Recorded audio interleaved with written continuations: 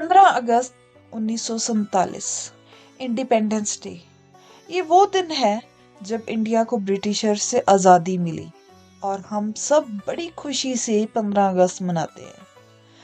पर ये दिन जस्ट खुशी का दिन नहीं है। तब पार्टीशन भी हुई थी। भारत को दो हिस्सों में बांट दिया गया था, इंडिया और पाकिस्तान। लड़ाई हिंदू मुस्लिम्स की थी या पॉलिटिशियंस की, या फिर ब्रिटिशर्स ने हमारे साथ खेल खेला, इस बात पर तो बहस आज भी जारी है। बंटवारे का पागलपन इस लेवल का था कि बॉर्डर में जो भी प्रॉपर्टीज सरहद के बीचों बीच पड़ रही थी, वो प्रॉपर्टीज, घर और इवन घरों में पड़ी हुई कुर्सियां या उनका कह लो कि फर्नीचर भी आधा आधा बांटा गया। नुकसान हुआ तो आम लोगों का। 20 लाख के करीब लोग मर गए। 1.5 करोड़ के अराउंड लोगों को अपना घर छोड़ना पड़ा। तो चलिए सुनते हैं कुछ स्टोरीज उस टाइम की। सुदर्शना कुमारी, एक 8 साल की बच्ची, अपनी माँ के साथ रात का खाना बना रही थी कि अचानक उनका पड़ोसी आकर उनको बताता है कि गांव में गुंडे आ गए। सुदर्शना और उसकी फैमिली जब बाहर निकल के देखते हैं तो गांव में कई घरों में आग लगी हुई होती है। गांव में कुछ लोग तलवारें और बंदूकें लेकर घूम रहे होते हैं। सुदर्शना के पिता कहते हैं कि अब हमें हिंदुस्तान के लिए निकलना ही पड़ेगा। तो क्या था ये, समझते हैं थोड़े बैकग्राउंड से। ब्रिटिशर्स ने भारत पर राज करते हुए हमेशा एक खेल खेला है, डिवाइड एंड रूल का। 1909 में उन्होंने अलग मुस्लिम इलेक्टोरेट्स बनाए, जहां मुस्लिम सिर्फ मुस्लिम कैंडिडेट्स को वोट करेंगे। शुरू में ये एक छोटा सा कदम लगता था, पर धीरे धीरे ये हिंदू मुस्लिम की लड़ाई की जड़ बना। दूसरी तरफ बनी मुस्लिम लीग, जो कहती थी हमारी पहचान अलग है, हमें बराबरी चाहिए। और एक तरफ थी कांग्रेस पार्टी, जो कहती थी कि हम पूरे इंडिया के रिप्रेजेंटेटिव हैं और हम पूरे इंडिया को रिप्रेजेंट कर रहे हैं, किसी धर्म को नहीं।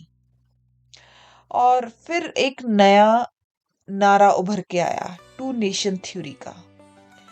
ये नारा मोहम्मद अली जिन्ना ने दिया था, जिसमें कहा गया हिंदूज और मुस्लिम्स दो अलग कौम हैं, उनका धर्म, उनकी रीति, उनके कानून सब अलग होने चाहिए।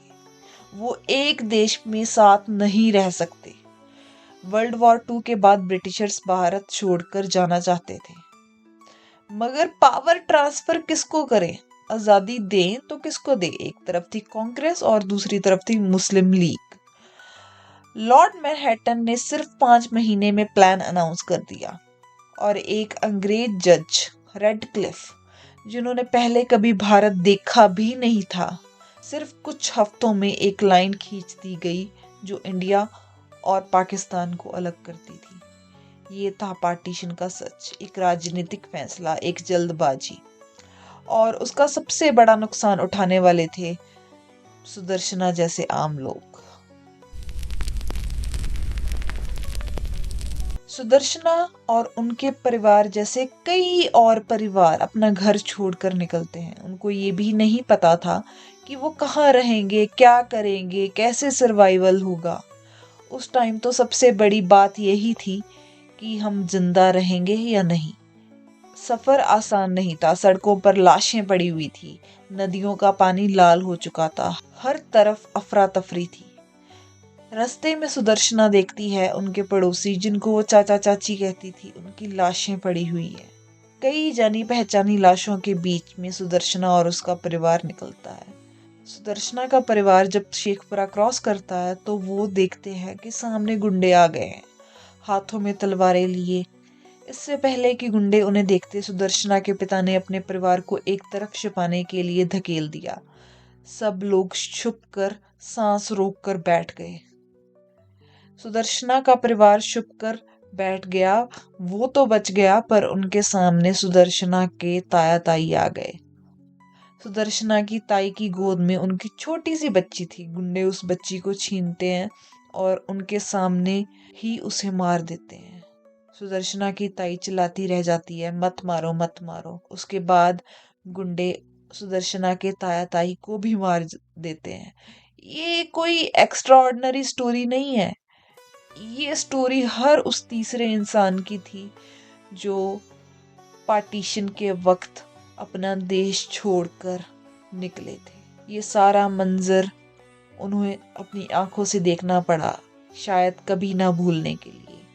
और सफ़र था ट्रेन स्टेशन तक का, ताकि वो वहां से चढ़कर अमृतसर पहुंच सके। और कुछ ऐसा ही किस्सा था मिल्खा सिंह का। मिल्खा सिंह तब सिर्फ 12 साल का एक छोटा सा बच्चा था। वो पाकिस्तान के मुजफ्फरनगर के एक गांव में रहता था अपने माँ बाप भाई बहन के साथ। पर पार्टीशन के वक्त उनके गांव पर भी दंगे और हमले हुए। एक खूनी शाम मिल्खा सिंह ने अपनी आंखों के सामने अपने पेरेंट्स और भाई बहन को तलवारों से कटते हुए देखा। उसने सुना उसके पिता चीख रहे थे, भाग मिल्खा भाग। और फिर एक छोटा मिल्खा आंसू, खून और धुओं के बीच अपनी जिंदगी बचाने के लिए भागता चला गया। आग लगी बस्तियों और खून से भरी सड़कों के बीच भागकर फाइनली ट्रेन स्टेशन पहुंचता है, ताकि वो इंडिया पहुंच सके। स्टेशन तक का सफर और भी मुश्किल होता है। हर कदम पर कोई ना कोई खतरा नजर आता है। कभी कोई घर जलते हुए दिखते हैं, कभी कोई फैमिली बिखर जाती है। रास्ते में कोई औरत अपने बच्चे को ढूंढ रही होती है। एक बूढ़ा आदमी अकेला बैठकर रो रहा होता है। एक पूरा परिवार अपना सब कुछ लेकर चल रहा होता है, सिर्फ 2-3 थैले में। ये था मंजर उस टाइम का। ट्रेन आती है, पीछे से ही ट्रेन भरी हुई होती है, कुछ लाशों से और कुछ जिंदा लोगों से। इन लाशों के बीच में ही बैठकर सुदर्शना के परिवार को और मिल्खा सिंह जैसे बच्चों को सफर करना पड़ता है अमृतसर के लिए। लेकिन ट्रेन का सफर भी आसान नहीं होता। वहां पर भी लोग धर्म के नाम पर एक दूसरे को मारने पे उतारू थे। जैसे तैसे वो अमृतसर पहुंचते हैं। इंडिया पहुंचकर भी मुश्किलें खत्म नहीं होती। रिफ्यूजी कैंप पहुंचते हैं तो रिफ्यूजी कैंप्स में हजारों लोग इकट्ठा हो चुके थे। ना खाने का इंतजाम था, ना पानी का, और ना कोई दवाई का। बच्चे भूख से रो रहे थे। माँ बाप अपने खो गए बच्चों की तस्वीरें दिखाते रहते, शायद कोई पहचान ले और कोई किसी को पता हो कि वो कहाँ पे हैं। इन सब मुश्किलों के बाद उन्हें एक नई जिंदगी शुरू करनी थी। जब ये हजारों लोग जिंदा रहने की लड़ाई लड़ रहे थे, उसी वक्त बड़े नेता अपने अपने राष्ट्र का निर्माण कर रहे थे। दिल्ली का लाल किला, वहां पर जवाहरलाल नेहरू अपना ऐतिहासिक भाषण दे रहे थे। एक नया राष्ट्र, एक नई आजादी, एक नया सपना। उनकी आंखों में खुशी थी, नई रोशनी थी। दूसरी तरफ कराची में मोहम्मद अली जिन्ना पाकिस्तान के गवर्नर जनरल के रूप में अपनी स्पीच दे रहे थे। 15 अगस्त 1947। एक तरफ तिरंगे की रोशनी थी, दूसरी तरफ पार्टीशन का अंधेरा। आजादी मिली, पर उसकी कीमत बहुत भारी थी। सुदर्शना और मिल्खा सिंह जैसे लाखों बच्चे अपना बचपन खो बैठे। सुदर्शना के पास तो उसके माँ बाप थे, तो उसने अपनी जिंदगी फिर से शुरू करी। सुदर्शना की शादी हो गई और फिर बच्चे, पर वो आज भी अपने बच्चों को, अपने पोता पोती को ये स्टोरीज सुनाती है और आज भी रोती है। मिल्खा सिंह का तो कोई भी नहीं बचा था और उसे सिर्फ अपने पिता के लास्ट वर्ड्स ही याद थे, भाग मिल्खा भाग। तो वो भागता ही गया। वो फ्लाइंग सिंह बन गया, एक जाना माना एथलीट। ये था 15 अगस्त 1947 का सच। एक दिन जो हमेशा हमारे लिए गर्व का है, पर एक दिन जो हमेशा हमें याद दिलाता रहेगा कि आज़ादी का राह खून और आंसुओं से होके गुजरा था। लड़ाई थी हिंदू मुस्लिम्स की, या मोहम्मद अली जिन्ना की जिद की, या फिर ब्रिटिशर्स की। इन सब में पिसे आम लोग। आज भी इंडिया में हिंदू मुस्लिम साथ रहते हैं बिना लड़ाई के, तो फिर तब क्यों नहीं रह सकते थे। खैर, मैं तो यही कहूंगी कि हमेशा की तरह पॉलिटिशियंस की बलि आम इंसान चढ़ गए। जिन बच्चों ने ये सब देखा आज वो बूढ़े हो चुके हैं, मगर आज भी वो अपनी कहानियां सुनाते हैं।